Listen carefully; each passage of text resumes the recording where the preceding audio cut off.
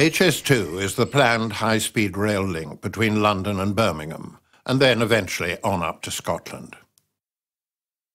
Various routes were considered and three alternatives put forward. The route known as Route 3 is the preferred option to be taken forward for consultation. HS1 is the existing high-speed link between St Pancras and the Channel Tunnel, now sold off to overseas investors for a fraction of its construction cost. This presentation follows the route across the Chilterns in order to show the impact it would have on this designated area of outstanding natural beauty. The route would start from a redeveloped Euston station and approach the Chilterns from South Ruislip on a viaduct 2.2 miles long.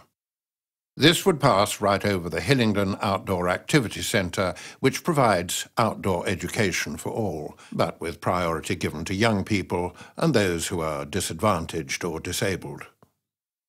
The viaduct would then cross the middle of the lake at a height of 13 metres at speeds of up to 200 miles an hour. It would then cross the Grand Union Canal and Save Lake, one of the premier carp fishing lakes in the UK. Then on to the Broadwater Lake Reserve. The Mid-Colne Valley is a designated site of special scientific interest. It has nationally significant populations of breeding woodland and wetland birds. The viaduct then crosses the middle of Calder Lake and the River Colne, before emerging from woodland onto arable farmland on its way towards the M25.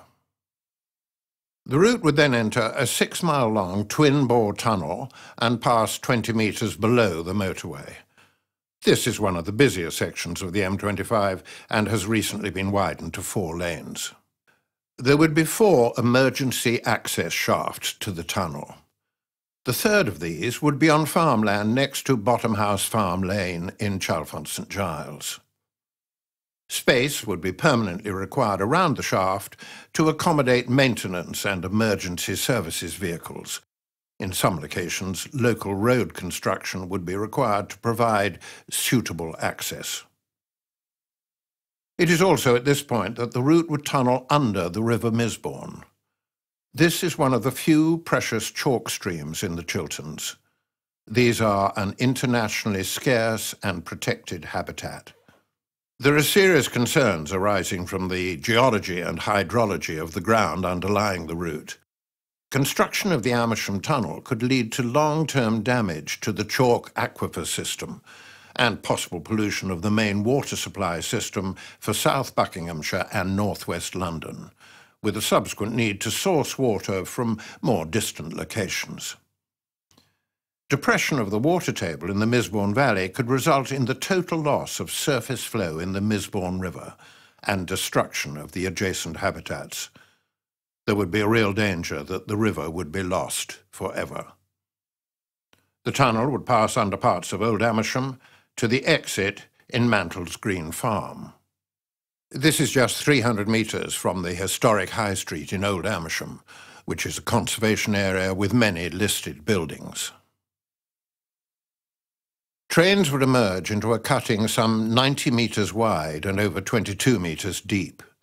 This is also the possible site for a massive construction camp which would devastate this whole area for several years. Cuttings here would be partially retained, and a 150-metre wide land bridge added which would allow 2 footpaths to remain open. This part of the route cuts across the middle of arable farmland. This bridge would be the only provision for farm traffic to cross the cutting in this section. Overlooking the route here is Chardelot's, a listed building of special architectural and historic interest that was built for William Drake MP in the mid-18th century.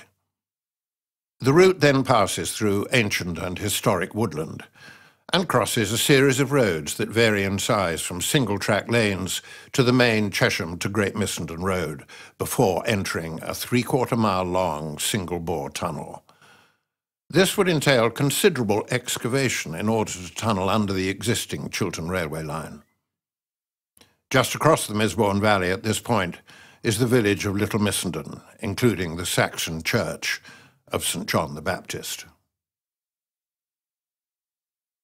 The route would exit the tunnel into more arable farmland on its way to Hyde Lane.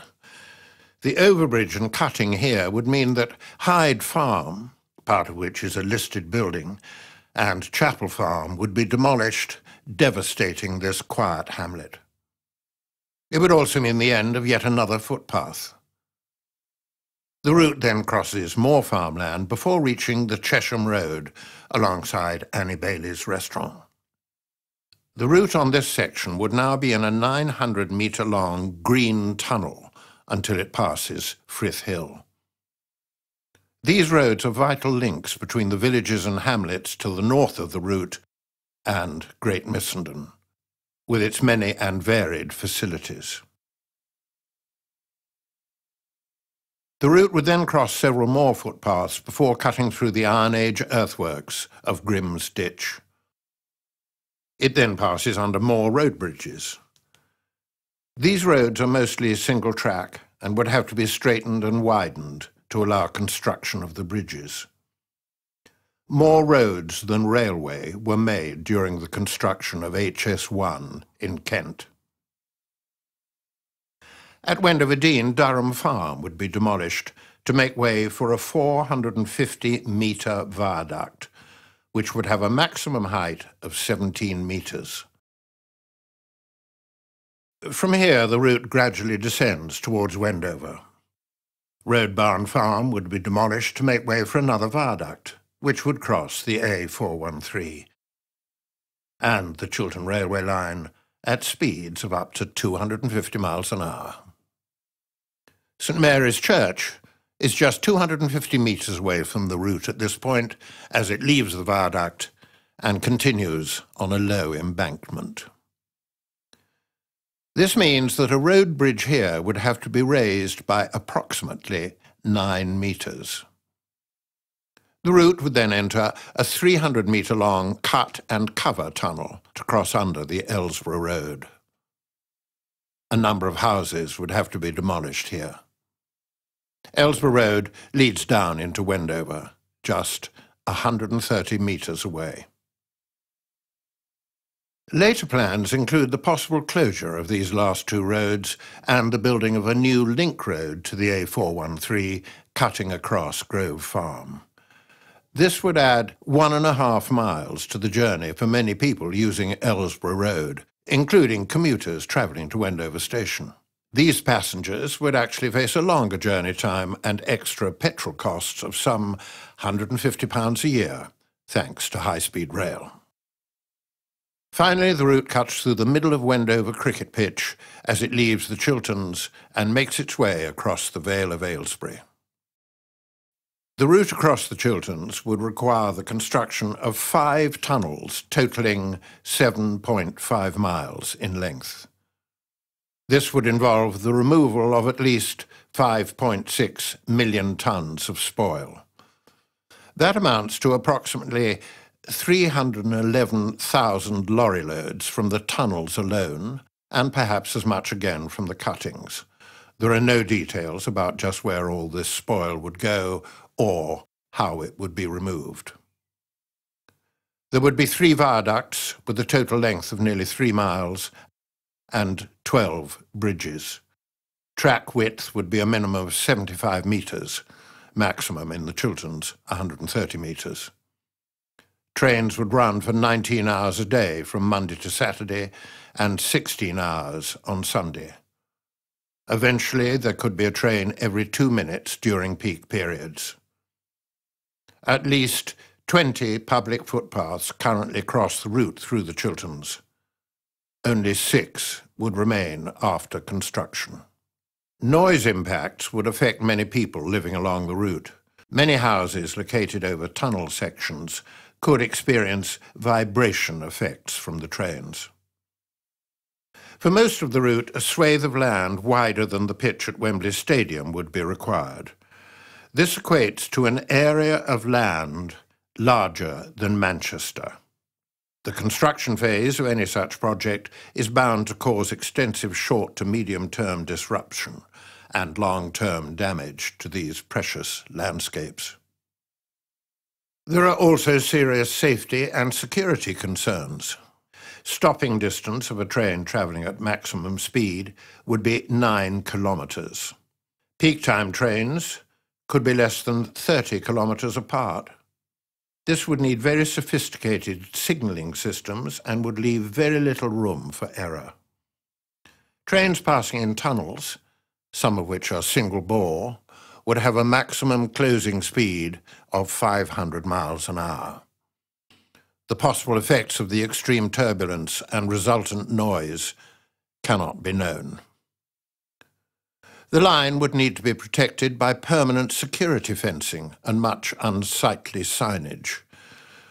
There would also be a considerable amount of security lighting, and this, along with overnight maintenance work, would lead to severe light pollution. Leaving aside the environmental damage along the route, there are many serious flaws in the government's business case. The demand forecast is at best wildly optimistic, assuming, as it does, an additional 240,000 journeys per day by the year 2043. The value assigned to any time saving is also exaggerated. HS2 Limited assumes that time on a train is wasted, and therefore there is a monetary value assigned to time saved for all travellers. In reality, most business travellers make good use of time on a train. The majority of business travellers prioritise punctuality and reliability over speed. Any time saving would probably result in a shorter working day for passengers rather than any increase in productivity.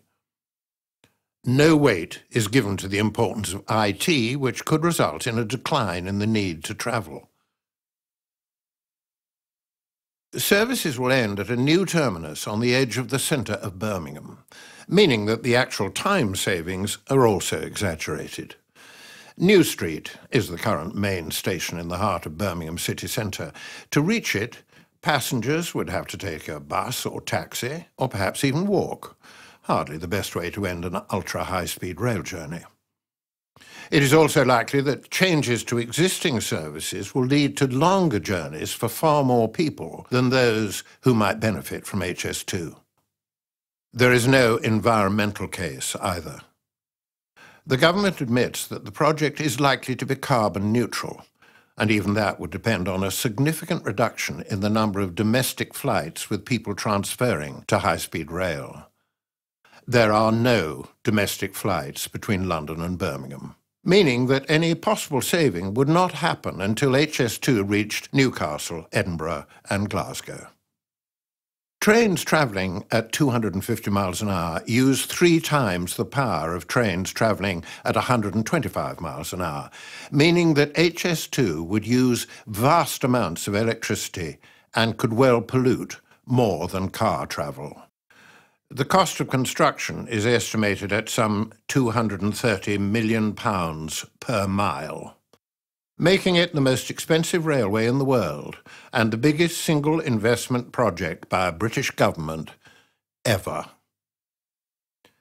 To put that into some sort of perspective, it is the cost equivalent of building a Millennium Dome every 4 miles from London to Birmingham and then all the way on up to Scotland.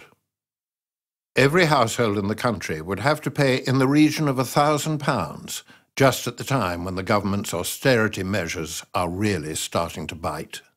Any possible benefits would only accrue to a very small percentage of the population, yet all would have to pay, including, of course, those who live on the route and whose environment would be so severely damaged.